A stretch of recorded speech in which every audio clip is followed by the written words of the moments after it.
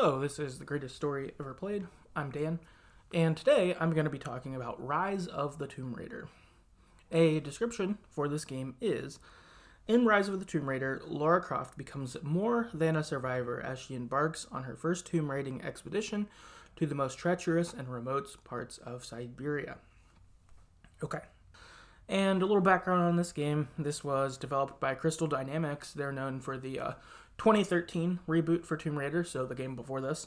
They also did Marvel's Avengers, which I think was a 2020 game. And then currently they're working on a reboot for the Perfect Dark series. So they've done a handful of things. Before we dig into a recap and kind of all the spoilers and stuff, I did want to do a brief non-spoiler section to get us started to, I don't know, so you can gauge the temperature I have for this game or whatever. And so first up is Lara Croft's great. I think she's an awesome protagonist. I like going on adventures with her. And this is no exception in that regard. And also that this is her first kind of chosen big adventure, as alluded to in the description. In the first game, that 2013 reboot, right, she was on an archaeologist expedition. She was like getting into that stuff.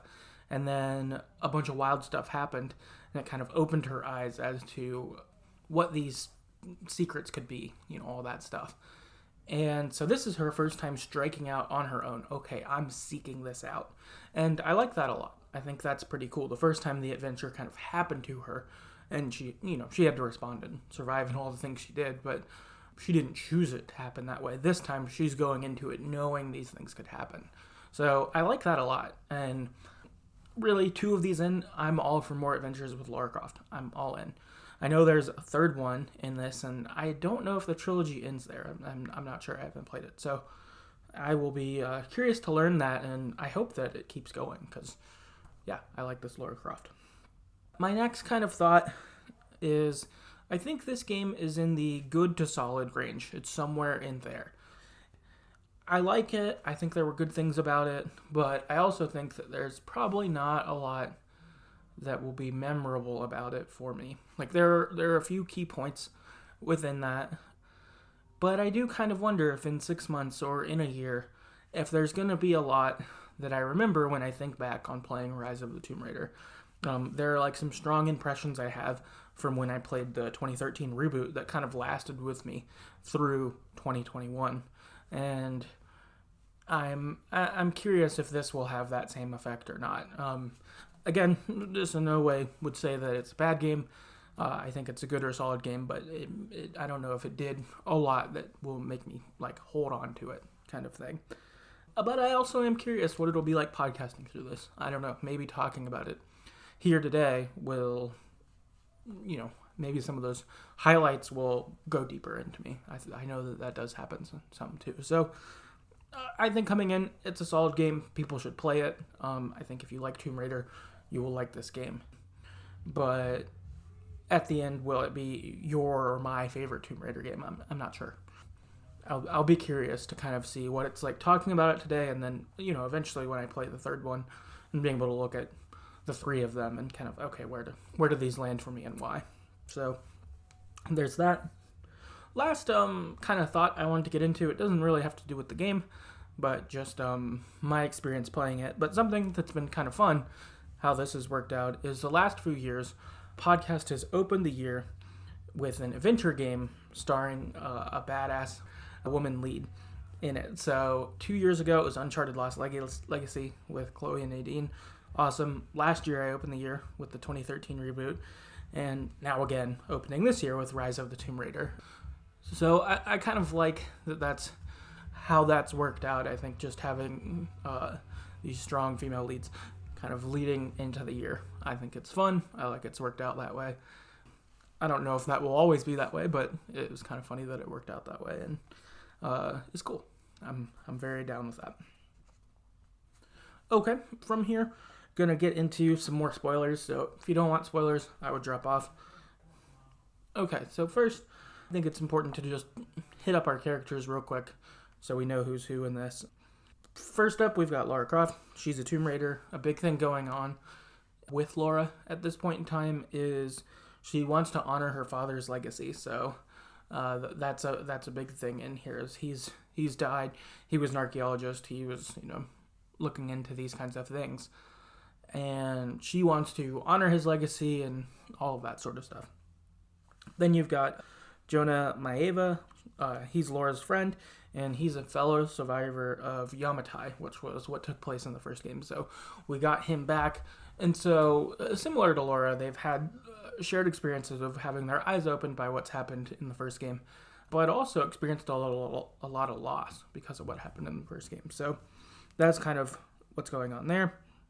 Got a guy named Jacob, who's a leader of the Remnants. That's a group we'll meet early on. We've got Sophia.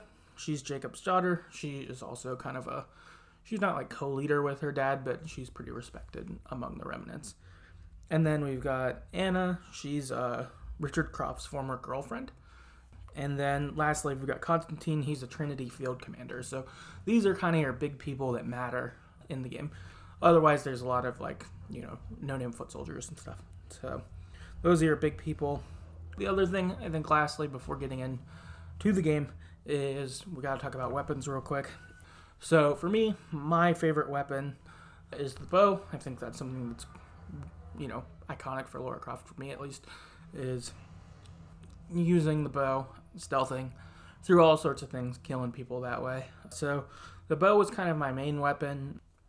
For my machine gun, I used the AK-47 most of the time, and then the shotgun and the pistol I used some, but those were definitely less so. I wouldn't use them unless I more had to, or was maybe in a situation where it was especially advantageous kind of thing, like using the pistol with a silencer, or if there were more heavies, so then using the shotgun against them was useful. But that was sort of how I used my weapons. I asked online. Nikki on Twitter said, I guess the bow, obviously, that's what what's a Tomb Raider game without a bow usage? And then also, for the melee weapon, I like the climbing axes.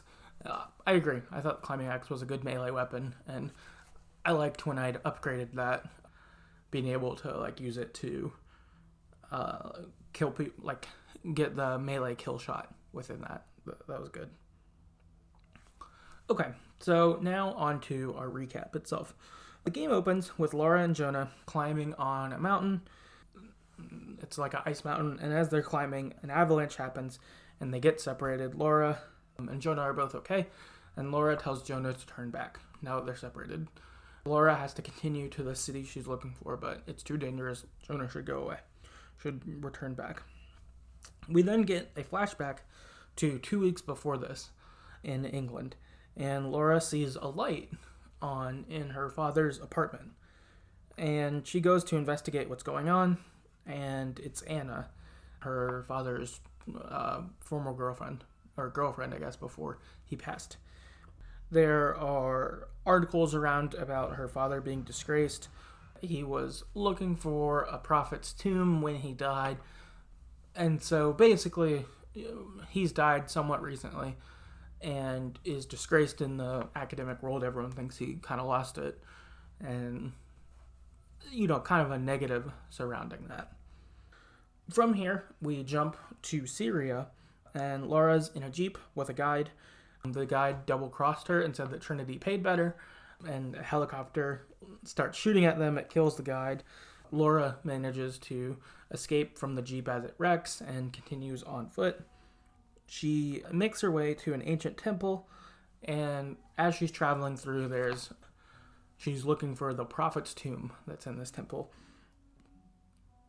Trinity is also coming here and also after the same thing. They're after it because there's an item called the Divine Source they're looking for. Apparently, years and years ago, like a century ago or longer, 2 centuries ago, the Trinity, as it was then, apparently killed the prophet and his followers way back when. And so Trinity now is trying to track that stuff down as well. Lara looks around, makes her way through the temple. She finds the prophet's tomb, but when she opens it, it's empty. Trinity soldiers show up and try to capture Lara, but Lara manages to escape. Also, Constantine is there leading these troops. So Lara and Trinity both kind of going for the same thing. Lara gets some info she needs, and kind of manages to escape as the tomb kind of blows up. We then pick back up in England from here. Laura's doing research about the Prophet from her Syria trip. And one thing she noticed in that temple in Syria was there was a symbol that's linked to the lost city of Katesh, which is said to have sunk into a lake prior to a Mongolian invasion in Siberia. Lara is kind of thinking, if I can find Katesh, I can find where the Prophet really is, I could find this divine source. That's sort of her train of thinking. Jonah, however, thinks that seeking the divine source is a bad idea. This will only lead to problems. If Trinity's already after this, like this is... I don't think you want to get caught in the crossfire kind of thing. A little after this, Jonah leaves or goes into a different part of the manor, I think, and Laura's still kind of like looking for clues, and a man attacks Laura and steals her father's book that had sort of clues about Katesh. He escapes out of the house, manages to steal it, and was going to kill Laura, but Laura manages to disarm him or dissuade him, so he just runs away with the book. After this, Jonah agrees to help Laura and is like, okay, I've got to team up with you on this. Obviously, this is worse than even I thought. We then pick up with the present timeline in the Siberian wilderness. Lara sets up a camp. She starts to gather resources. This sort of officially puts you in the main introduction of how the game will work and where it will be. So she starts to gather resources. While she's gathering resources, she sees some Trinity soldiers who are talking on walkie-talkies to each other, and she overhears that they're fighting natives in the area who end up getting called the Remnant from here on, but locals in the area who are fighting against Trinity around here. And Lara ends up killing a couple Trinity soldiers to get their resources and stuff. A little after this, a man and a woman are running, natives from the Remnant, and the man's hurt, and at one point he asks Sophia, the woman, to leave him behind and say, I'm not going to make it, but you gotta go, warn everyone else. And so Sophia leaves him and continues on. But while the soldiers are chasing those two, they end up stumbling upon Laura's campsite, and it gives you a spot where you could sneak past or kill them. I killed them to get all these resources and all of that, because Lara at first has like a shaky bow, and that's about it. So even being able to get a pistol here was like huge, and you're really counting your bullets. You know, you got like 15 pretty early on or something. So, and then kind of your last thing you do to get out of this first area is you end up having to go through a cave and fight a bear. So it's kind of your first like mini boss battle of sorts, and you end up having to fight a bear. And using different of your resources. In this, I think you use some poison gas to kind of make the bear vulnerable to kill it. So it's sort of you're in your early crafting stages, figuring out what's going on. From here, after this cave, you end up finding an old Soviet base that Trinity is set up at, and you find out here that at this old Soviet base, they were also looking for the divine source at one point. This also throws in more. You got this some before this moment, but there's like language upgrades and learning things that Lara can do if she like reads the Russian signs. Her Russian gets better as it goes, and you could read more signs. Or same thing in Syria, reading Arabic, or different things like that. So there are a lot of there's a lot to take in your environments if you choose to. Which I read a lot of the things I came across. Maybe not all, but most, probably. I thought they were pretty interesting. Before Lara goes to head into compound to try to figure out what's going on, Sophia confronts Lara, and Sophia says, you need to get out of here. I know you're not with Trinity, but if I ever see you again, I'm going to kill you. You can't be here, basically. And Lara is like, no, we both want to fight against Trinity. We want the same thing, but Sophia runs off before Lara can explain further. Lara then sneaks inside the base. She overhears Constantine saying that the divine source will change the world. And Constantine basically has this view that, like, I am God's change to the world. I'm the chosen one, like that kind of stuff. You also find out that Trinity has been torturing the Remnant to try to get info, but none of them are saying anything, so they've been executing them. And also in this, Lara gets captured sneaking through this compound. Someone comes up behind her and knocks her out. Lara wakes up, and she's tied to a chair, and she's across from Anna, who's also tied to a chair. A Trinity soldier comes in and starts choking out Anna to try to get Lara to answer questions. But Lara doesn't know anything, and so then Anna reveals that she's not a prisoner, and that Lara doesn't know anything, that she's been working with Trinity. You also find out that Anna was even working for Trinity when she was dating Lara's father, so that she was sort of an agent planted there, I'm guessing, to learn some of the things that her dad knew about. So, not good. Not good at all. Lara, of course, feels super betrayed. But Anna kind of vouches for her and says, don't kill Lara. Let's just kind of toss her out of the way and we can continue the mission and it'll be fine. Lara's thrown into a jail cell, and she meets a prisoner named Jacob. He says that he tries to get Lara to help him a few times, but Lara, having felt super betrayed right here by Anna, isn't really ready to make allies. And so she brushes him off a few times, but then Jacob finally says, I know what you and Trinity are after. I can help you get it. And so Lara kind of reluctantly teams up with him so they can escape. And it's like, all right, fine. If you can help get me there, then, fine. I'll work with you. And they team up. During the escape, you're kind of going under the floorboards in kind of some water below. And you find out that Anna's sick, and that's why she wants the divine source, that the divine source she believes it'll make you immortal, that'll heal her sickness, that she'll be okay. And so that's why she wants it. And you also find out that Constantine's her brother in this. So you've kind of got that going on too, of okay, they're family, and here's why Anna's here. Lara and Jacob end up getting chased by a helicopter, and they get separated at one point during this, and Lara nearly drowns in a river as well. So they managed to escape, but Trinity's got a lot of firepower. They got a lot of weapons. When you're walking around, you hear all these soldiers talking, who've been working with Trinity for very amounts of time. Some of them been like, oh, this is my first time, being on job in a long time.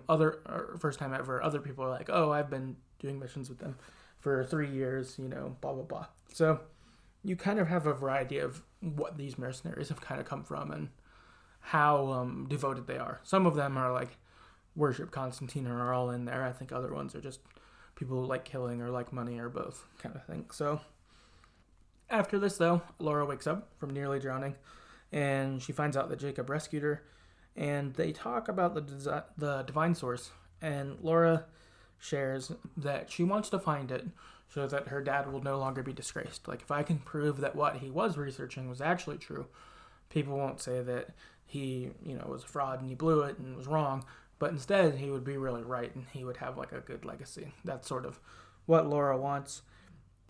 And after her experiences in Yamatai in the first game, she believes in the supernatural. She wasn't sure, when her dad was into some of that stuff before, but now she's had these experiences and is he might be right. And she also acknowledges she's not sure if the divine source is real, but if there's anything real, if there's any reality to it, it could change the world.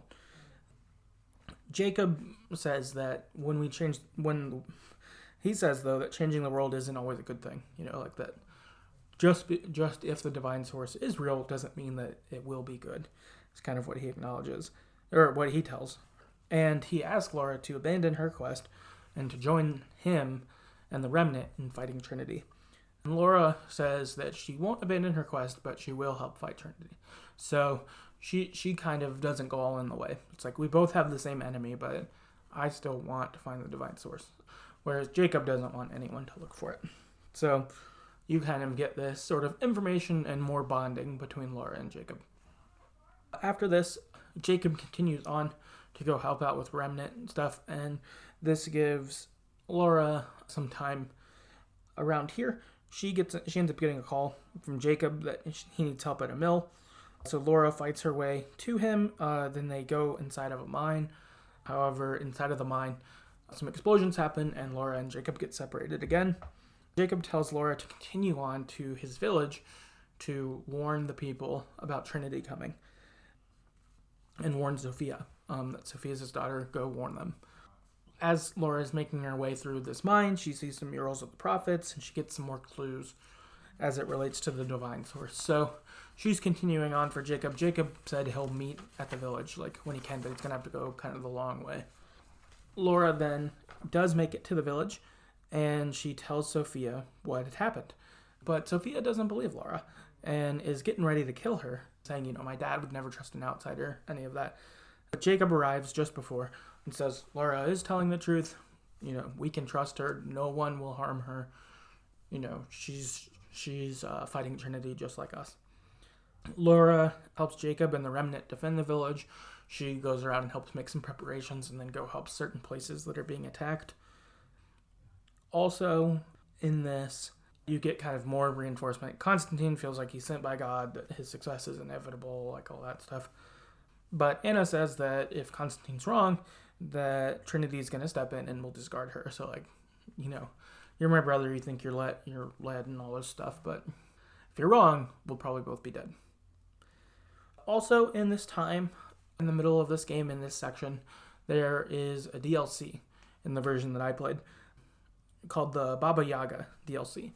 It kind of takes place in the middle of the game, and it can basically be played like a really big side mission. And I played that here. Laura, when she's helping out around the village, meets Nadia, who's played by Ashley Birch. So I ran into Ashley Birch, and I was like, oh, that's you. Of course, if she asks me to do anything, I will do it. So I played this DLC, and it was a good DLC, so I'm glad I played it. But Nadia lets you know that her grandfather went into an area called the Wicked Vale to confront a witch that he blames for killing his wife. Laura goes after him, and she ends up getting exposed to pollen as she goes into the Wicked Vale, and this pollen ends up making you hallucinate and see scary things, including the witch Baba Yaga from this area, who looks like a house that walks, I think it's the idea is it looks like a house for a head, but it walks, and it's maybe a giant bird or something. I think that's sort of what the myth is. And so when Laura goes through, she ends up seeing this. She does manage to escape. Laura and Nadia talk a bit, and they figure out how to make an antidote to the pollen. They do that, so then Laura can go back in, and she goes back in to fight Baba Yaga. However, she runs out of antidote while she's there, so she has to do the boss fight while having the hallucinations. So it's kind of crazy of a scene for her. Like, Laura knows what she's seeing isn't real, or it's partially real, and so she's having to kind of navigate that. She ends up winning the boss fight, and it's revealed that the witch was the grandmother. And Lara is able to reunite the family. In the boss fight, she doesn't kill the grandma, the witch. She is able to disarm her. And what you find out is kind of the backstory here was when the Soviets were here, the Soviets were trying to use the pollen to come up with a weapon. And so they were doing experiments on the people of the remnant who they'd had captured. The grandmother was one of the doctors on that team, and the grandfather was one of the people of the remnant. And in their time kind of knowing each other, I guess, that they fell in love. Somewhere along the way in this, the remnant, the grandfather, had thought that his wife was killed, and so he fleeing, and I assume with the child, whatever child they'd had in that time frame, since Nadia grew up with the remnant. So I imagine grandfather and their kid left because they thought that grandmother was killed.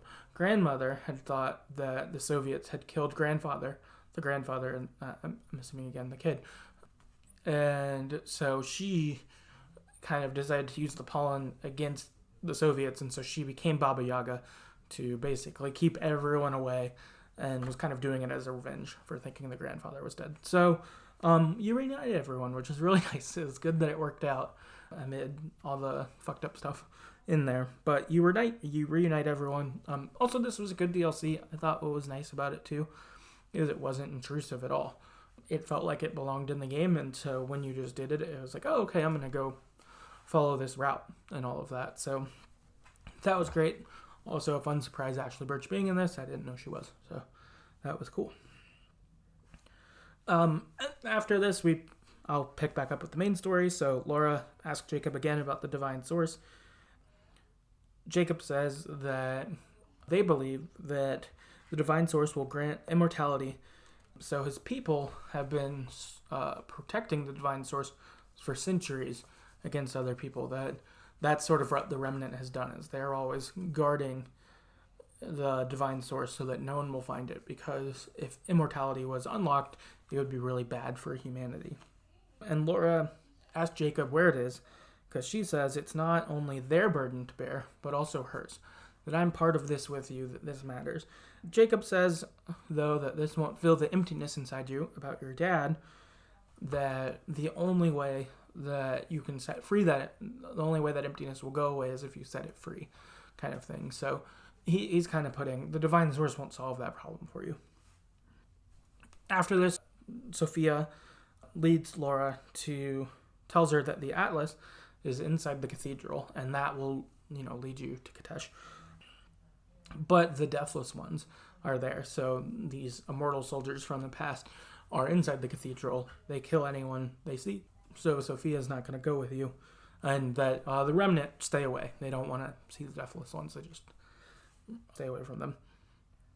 Inside the cathedral, Laura sneaks up on Anna, who's inside there, because Trinity has also figured out that this is where this Atlas is. And she sneaks up on Anna and gets surrounded by Trinity soldiers. Anna tries to convince Laura to join their cause again. Laura refuses, and she ends up shooting some explosives nearby that kind of knock them lower to the underground of the cathedral. Anna falls on a ledge, so she ends up getting rescued by Trinity people, but Laura is able to escape out of the cathedral. Laura then receives a call from Jacob to meet up at the observatory. Laura gets there, and she finds out that the remnant has rescued Jonah. Found him hurt, and they saved him because they realized right away that he was with Laura and not one of the Trinity people. Laura ends up using the Atlas and figuring out that the lost city is under the glacier, that it's been buried under there, and so that's how you'll get there. This happens right after she figures this out. Trinity attacks. They manage to take the Atlas, and they also take Jonah, because Jonah had the Atlas, and so instead of just taking the Atlas, they take both Jonah and the Atlas and head off. Laura then goes after Jonah and is like, okay, well, if I can't get the divine source, that's fine. I need to rescue my friend. She arrives at the prison. There are other remnant there, and she helps let them out, and she's through bulletproof glass with Constantine and Jonah on the other side. And Jonah ends up in a spot where he's afraid he has a gun pointed at Constantine.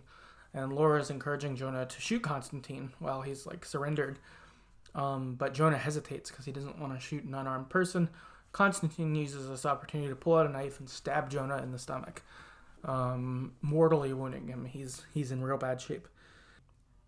And then Constantine runs off. Jacob, Laura is able to get the door open. She gets to Jonah. And the remnant say, we've got to get him to Jacob. He might be able to do something, but we have to be fast. So Laura and the remnant take Jonah to Jacob. Jacob ends up doing a chant and miraculously heals Jonah's wound. He was looking really rough, and then the wound is gone, which was wild. After this, Laura confronts Jacob about who he really is. Up until this point, Laura's had her suspicions. They've been there for you, the player, for sure. He reveals that, yes, he is the prophet, the immortal prophet. That is who he is. And he lets you know that Katesh is buried under the ice because the Deathless Ones brought it down, and that he'd made an army of immortal soldiers back then because he thought that could protect this, and it was a good thing. But he's since seen that he was wrong in using that immortality and making the soldiers immortal, and it's actually been really bad. But he says also that it'll be much worse if Trinity gets it, so they have to stop it. From here, Trinity heads to the Lost City. So Trinity's figured out where to go, and they're just gonna basically like blow their way through the ice to get to it. Sophia, at Jacob's kind of direction, Sophia shows Lara a secret passage that goes through the city of the Deathless Ones, so she can make her way there quicker, but she's going to have to go through the city of the Deathless.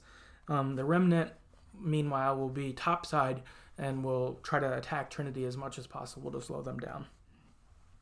From here, Lara goes through the city fighting Deathless Ones. This is pretty wild. They're tougher to kill than anyone you've faced before this. They're not like too hard, but they are challenging. You end up with a boss fight with Constantine here, kind of a two-part one.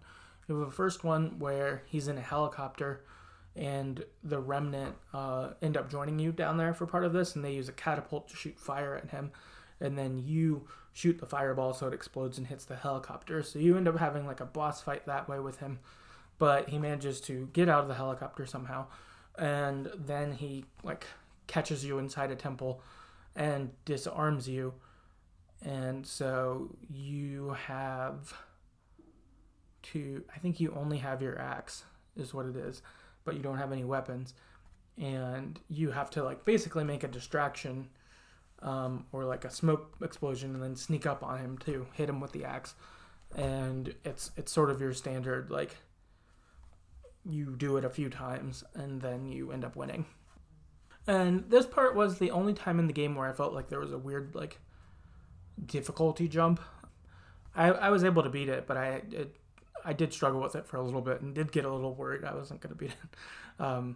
But then it was fine. I maybe I was doing it wrong, and that's why it felt like it was a difficulty jump. But it was weird because I like died quite a lot trying to do this boss battle. But before the game, I didn't really die that much, so it was kind of weird of a thing. But you end up killing Constantine ultimately in this, and he kind of is like, "Oh, I wasn't chosen. This wasn't the plan," like kind of thing. He also says that he did, or Trinity killed your dad, so he kind of talks shit on the way out. After this, Lara confronts Anna, who has the divine source, tells her Constantine's dead, that it's over, and Lara tells her that they can't use the divine source, they need to destroy it, that Trinity's going to use it for evil, and that it actually can't be used for good either. Anna was thinking that, what if, how could we save the world? We could cure disease, we could cure death, blah, blah, blah. And Laura's like, then you're not a human anymore. Like, you need to be able to die. Like, this isn't how we're made, sort of thing. Jacob shows up a little after this, and he moves towards Anna, and Anna shoots him several times. From here, the Deathless Ones surround everyone, and Anna tries to open the divine source, but Lara knocks it down and smashes the divine source. And everyone who had immortality lose it. You see all the Deathless Ones kind of just disintegrate. And then Jacob also ends up dying. He's like mortally wounded, so he lives slightly longer, and you get to talk with him for a moment. And he passes on, and he's kind of like, thanks for making a difference in the world, like you did the right thing, kind of thing. And Lara's sad that Jacob died.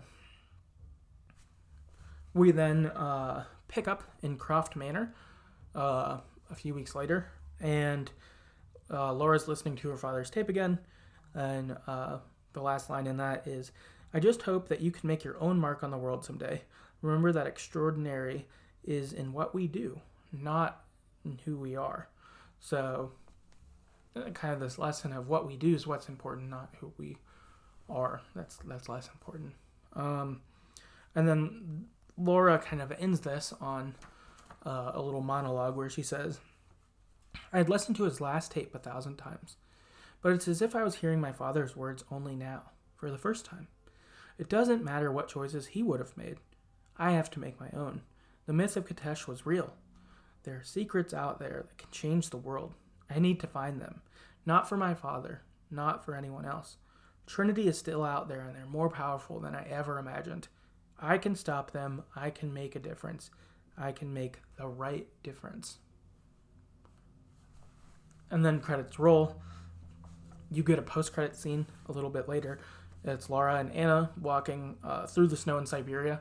So it's a flashback of, I guess, after Jacob died in the end of the game, but before the Croft Manor stuff. And Anna, they're walking through the snow. Anna's sick. She's not doing well. And Laura asks her about her father. And it's like, so why were you with him, all that? And Anna says that she did love her dad, and she couldn't kill him, even though Trinity had ordered her to. And as she's getting ready to share some other information, a sniper shoots Anna and kills her. And then the sniper aims his sniper rifle at Lara, and a Trinity leader, I assume, is on the walkie with the sniper and says, no, don't kill Croft yet. We'll deal with her later. Don't do that. And then, the game's officially over. Also, I guess in the Croft Manor part, you see Jonah there. So Jonah's alive. Jacob really did heal his wounds, and Jonah's okay. So you have that as well. So, okay. That is the game itself. On to some general thoughts. First up, I think that I overall enjoyed the 2013 reboot better than this. I think that this is I like though that this continues that story. So right, the first time the Tomb Raider is born, but it happens to Laura. She becomes that. This is her first time pursuing it, and then this kind of end with I can make the right difference and setting up more adventures for Laura. I like that a lot. I think that that's really good and kind of the continuing the story and all of that. I think that's great. I'm not a fan of Constantine / Anna as the bad guys. It wasn't like they were like the worst bad guys, but I just didn't think they were that interesting either. Constantine's kind of thing was like, I'm chosen, that kind of stuff. And that was kind of all he was. And you're like, he just thinks that like, I'm chosen by God, therefore I'm allowed to do whatever I want. And you're just like, I don't know. I wasn't a big fan of that. And for Anna, I thought it was just sort of strange in there. So I wasn't really a big fan of them. But then I guess on the other side to that, I really liked the post-credit scene, Trinity kind of being this even bigger bad, that Constantine or Anna were, role players, but really the bigger overarching Trinity stuff. That's pretty interesting. Like even you're like, it's stupid as a bad guy move, but the bad guy like, oh no, we won't kill her yet. We'll kill her later. Like, sort of thing. But I think it's cool. It sets up more Trinity skirmishes, Trinity battles to come, which I don't know if Shadow of the Tomb Raider wraps that up or if that's the, if there'll be more, but I'm interested in that. I think that's really cool. More Laura versus Trinity stories. I'm all about that. And I'm excited about the third game. Like, I want to play it. So, I hope that within this, that it doesn't sound like I'm like, man, this game was a chore or anything like that. It wasn't. I think it was just continuing the story, more stories of Laura, tomb raiding and now encountering Trinity and dealing with that. So, I'm eager for what's next, for sure. And I hope that it capitalizes well on this and, all of that. I guess I haven't really talked about like the gameplay or any of those things. I don't know that any of it was too different than the 13 game, but I liked how the 13 one played and I liked how this one played. So like that stuff was status quo, but not in a bad way. It was like, it was good again, sort of thing. So yeah, I guess that's kind of my overall on this game. We've got some people who wrote in about their thoughts on the game, so I'll hit those up now. First up, we've got on Twitter, who said, it was okay, I suppose. A bit repetitive due to the lack and change of environments, ? and the story was predictable and kind of lame. I played it a while ago, and I'm not sure if my memory is reliable without a replay, but that's the impression I got. I can totally see that. I think on the, from me, of feeling like it's kind of a good to solid. I feel like if you were more on the solid, it was okay, but some of it kind of felt repetitive or samey. I did think being in Siberia the whole game was less desirable. I think it would have been fun to bounce around. I think that's something that, I guess in the last Tomb Raider it was mostly on that island. Maybe they do it that way. I was thinking with the Uncharted games, something that's fun about them is you end up in a lot of different new locations, but maybe in these you are just largely in the one location. That's interesting. But I would have liked to have seen a little bit different environments as well. Breezy on Twitter said, gorgeous environments and fun combat progression systems, but I was let down by the story and it was beat-wise a copy and paste from 2013. In early trailers, they hinted that we would be digging into Laura's PTSD, but that got pushed aside, and to establish the big bad, which was Dole.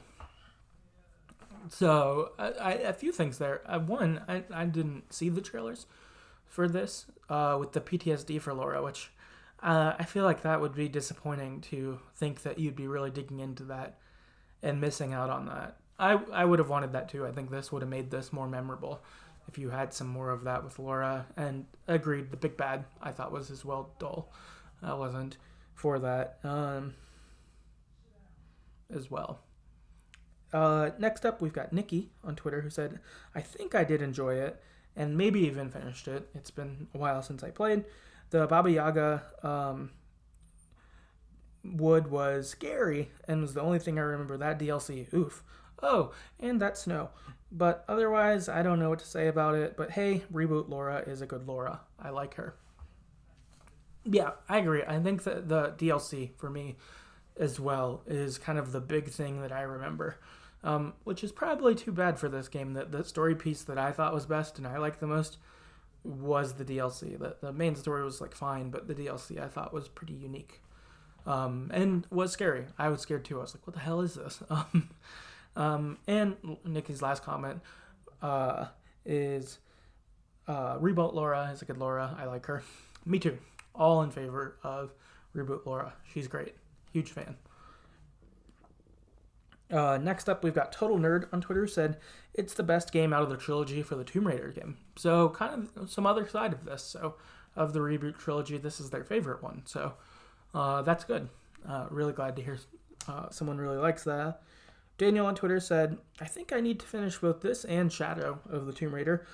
Not to mention get them in order, play them the right way. But so far, they've been good so far in what I've played of each of them.